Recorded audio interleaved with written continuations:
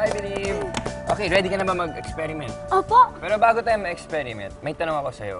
Mahilig ka ba sa grape juice? Opo. Masarap po yun. Tapos, healthy pa. Bakit siya lang tinatanong mo?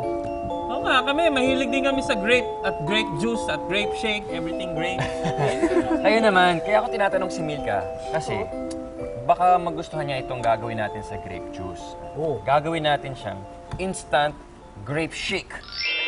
Experiment tayo! So, ano mga kailangan natin for our experiment? Ano? First, hydrogen peroxide. Okay? Hydrogen peroxide. Liquid soap. Liquid soap! Potassium permanganate. Potato.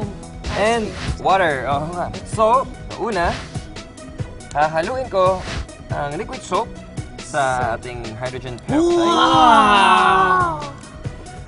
Nakakatakam pa naman. I-mix natin ng konti.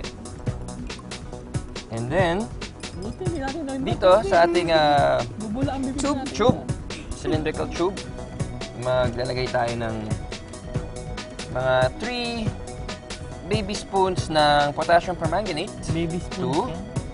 2, 3. Okay. At hahaluan natin siya ng konting tubig. Ah! Wow! Yung pala yung grape looking.